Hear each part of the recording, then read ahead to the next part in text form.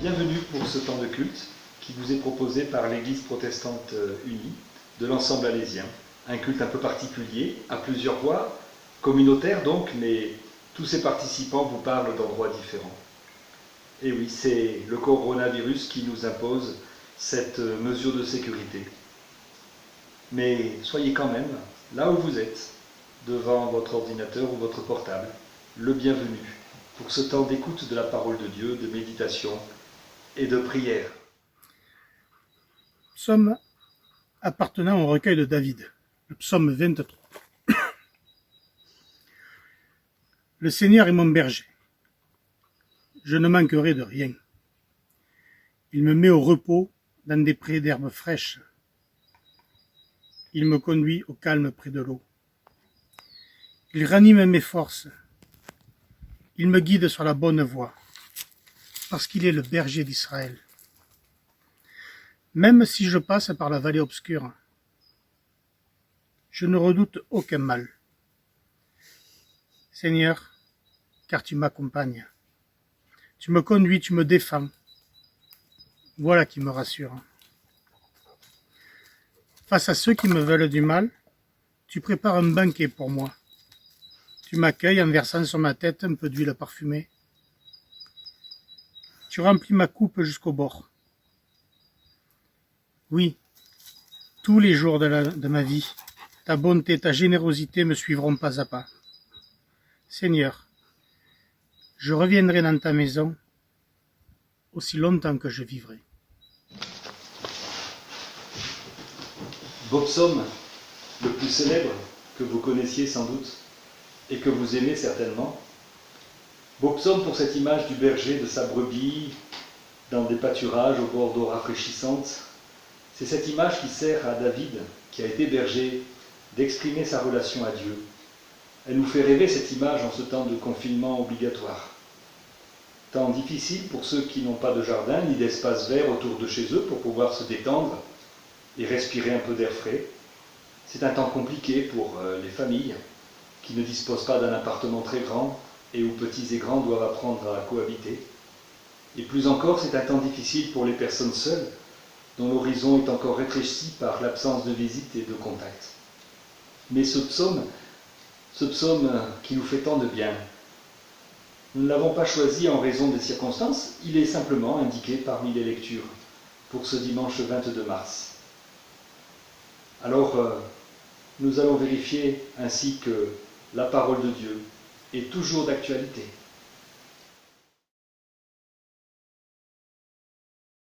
Le Seigneur est mon berger, je ne manquerai de rien. C'est une phrase qu'il faudrait méditer en ce temps d'épidémie. Ce mot épidémie réveille des peurs ancestrales, les images qui viennent de la mémoire historique, les souvenirs les plus sombres. La grippe espagnole, il y a un siècle, 50 millions de morts en Europe. La peste noire, au XIVe siècle, qui a tué 25% de la population française et sévissait encore à Marseille il y a 300 ans. Une des peurs les plus irrationnelles que la propagation du coronavirus a provoquée, c'est la crainte de la pénurie alimentaire, alors qu'elle ne menace nullement. Le seul produit de première nécessité dont il nous faut renouveler le stock en permanence, ce ne sont pas des masques, il vaut mieux les réserver aux malades et aux soignants exposés à leur contact, ni le gel hydroalcoolique, ni des produits de première nécessité, dont certains, paraît-il, ont fait plusieurs mois de stock. Non, ce produit absolument indispensable, c'est la confiance. Produit totalement gratuit, les stocks du fabricant sont inépuisables. Pour vous le procurer, 2 adresses, la parole de Dieu et la prière. Il vous est recommandé de vous réapprovisionner chaque jour. Et je vous invite à chanter « J'ai besoin de ta confiance ». J'ai besoin de ta confiance pour vivre chaque jour. J'ai besoin de ta présence, j'ai besoin d'être sûr de ton amour. Pouvoir frapper à ta porte, parler en vérité. Savoir que tu reconfortes et chez toi être toujours invité. J'ai besoin de ta patience, de ta sincérité. Tu entends mes confidences et chez toi je suis en sécurité.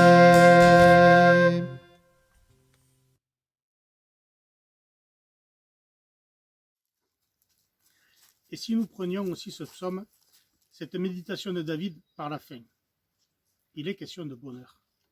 Oui, le bonheur est la fidélité, c'est-à-dire la présence patiente et pleine de tendresse de Dieu. M'accompagneront tous les jours de ma vie. Peut-être réagirez-vous en vous disant comment David peut-il être sûr? Comment être sûr d'être toujours heureux? Qu'il nous donne sa recette, le bonheur. Tout le monde le recherche. Il y a dans notre vie des moments difficiles. David en a connu beaucoup. Trahison, menaces sur sa vie, fuite, clandestinité, deuil de proches, etc. Raison de plus pour nous laisser étonner et nous demander ce qu'il a voulu dire en parlant ainsi, avec tellement de confiance de sa vision de la vie et du bonheur. Le bonheur, c'est quelque chose après quoi tout le monde court, quelque chose qui est devant nous, qu'il faut essayer d'atteindre. Je veux être heureux et je veux faire tout ce qui est à mon pouvoir pour y arriver. Voilà la philosophie dominante du bonheur. Mais David n'écrit pas « Je finirai par trouver le bonheur et voilà comment je vais m'y prendre ». Il ne dit pas « Le bonheur m'attend au bout de mes belles ambitions, dans un meilleur salaire, une vie affective épanouie ou des vacances en des lieux paradisiaques ». Il ne dit pas davantage « Le bonheur m'attend dans l'au-delà ». David dit « Le bonheur et la fidélité, celle de Dieu, m'accompagnent. Ils me poursuivent tous les jours de ma vie. Le bonheur, ce n'est plus le lièvre qui court toujours plus vite que celui qui veut l'attraper. C'est plutôt le bonheur qui court après David. Car c'est pour lui une présence, une compagnie, celle du Seigneur. Oui, voilà le secret de David.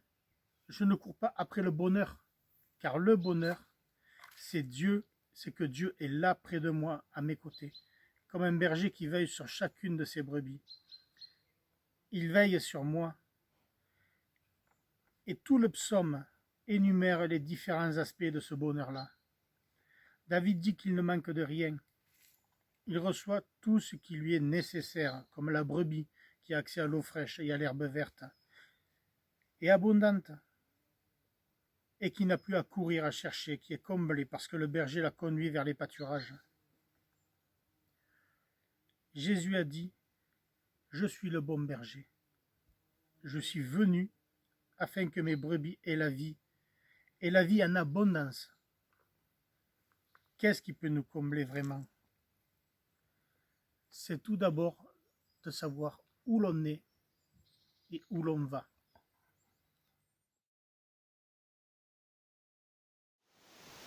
On ne peut pas vraiment vivre lorsqu'on est perdu. À notre époque, on court beaucoup, on s'agite, on se démène, on stresse, comme on dit, et on ne sait plus pour qui ou pourquoi. Par sa parole, par les circonstances aussi, Dieu nous guide et nous éclaire. Il nous permet de trouver notre chemin. J'ai été frappé à ce sujet par une réflexion du président de la République lors de son discours du 16 mars, où il annonçait les mesures de restriction que nous connaissons. Il nous a dit que ce temps de confinement pouvait être l'occasion de retrouver le sens de l'essentiel. Il a ajouté, sans doute pour laisser à chacun le soin de dire ce qui est pour lui l'essentiel, il s'est contenté d'évoquer vaguement le sens des choses. C'est quoi ce sens des choses? Eh bien, peut-être que ce psaume peut nous aider à dire que Dieu veut nous permettre de retrouver le sens, c'est-à-dire à la fois la signification et la direction de nos vies. Tu me guides sur le bon chemin, dit David, dans le juste chemin, pour l'honneur de ton nom, c'est-à-dire parce que tu es le Dieu d'Israël, parce que tu es le Dieu qui a promis fidélité à son peuple. Voilà la promesse que Dieu nous fait à nous tous. En Jésus-Christ, il est venu nous libérer du mal, de la mort, du néant. Déjà au peuple d'Israël, Dieu disait « J'ai inscrit ton nom sur les paumes de mes mains. Je ne t'oublierai jamais », cela veut dire cela. Je ne t'oublierai jamais. Je ne te laisserai jamais tomber. Et les Écritures sont le témoignage, l'attestation écrite de cet engagement solennel, cette promesse de salut, de délivrance. Elle tire notre vie en avant, elle nous conduit, elle nous guide toutes les fois que nous sommes tentés de désespérer, de lâcher prise, de nous dire « à quoi bon ?» Je vous invite à chanter le cantique libre de nos chaînes.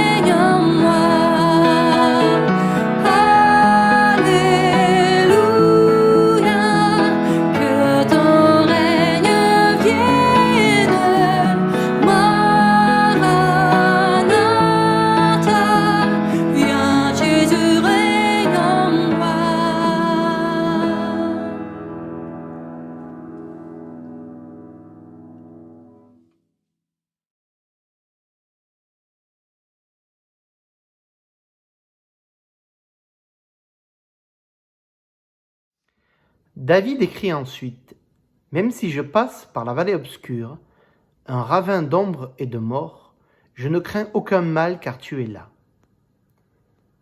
Et quand je dois affronter des adversaires,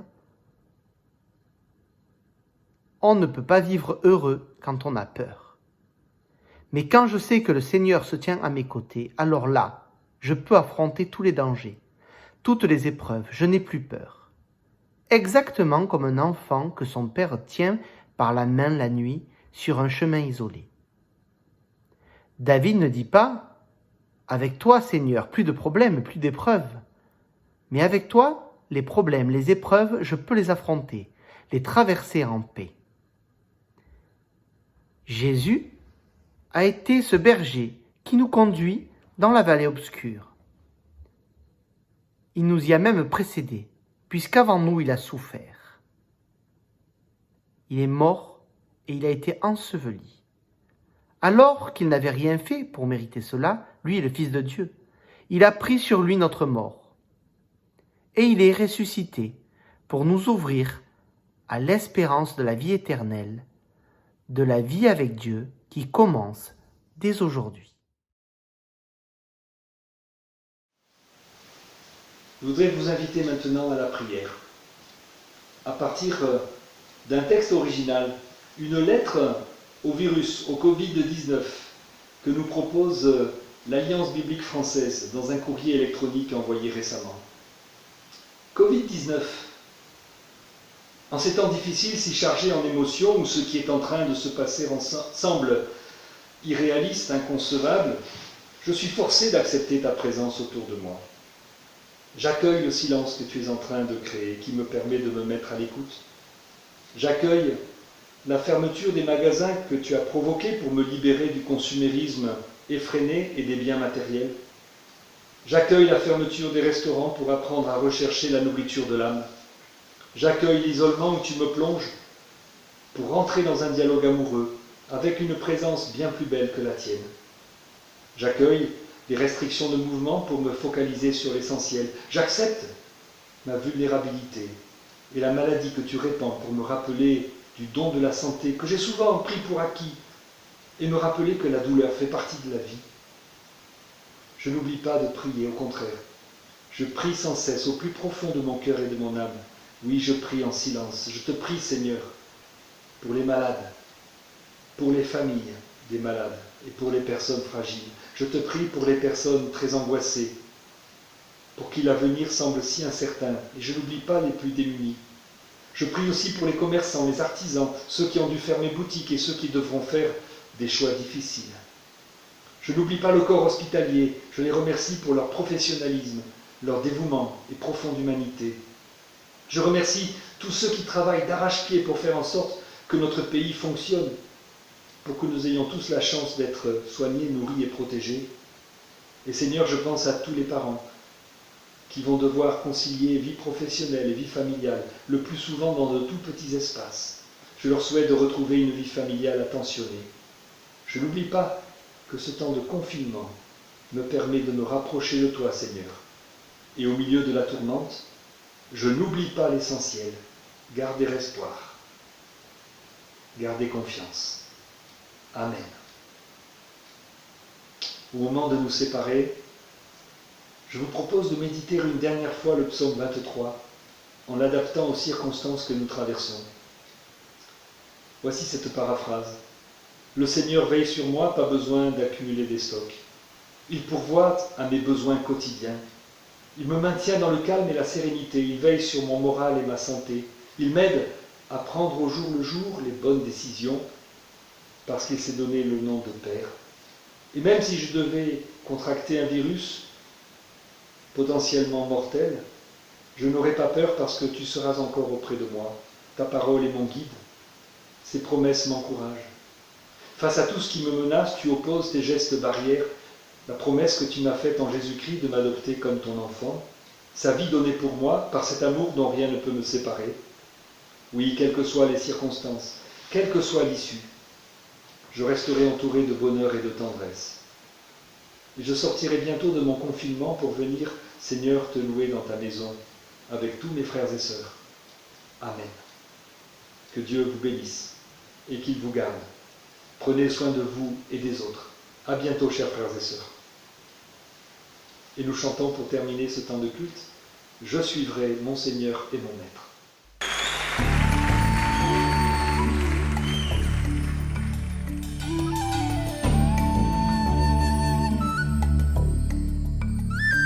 Je suivrai mon Seigneur et mon Maître, sans jamais m'éloigner de ses pas, sans que rien ici-bas ne m'arrête, et sans rien que le chant de sa voix. Tous ensemble. Je suivrai mon Seigneur et mon Maître, sans jamais m'éloigner de ses bras, sans que rien ici-bas ne m'arrête, et sans rien que le chant de sa voix. Je vivrai de bonheur et de grâce, de l'amour que son cœur m'a donné, et que rien ici-bas ne l'efface. C'est le vœu de mon âme assoiffée. Un seul instant auprès de toi vaut bien les heures et la route. Tout pour autant que ce soit toi qui m'accompagne au parfum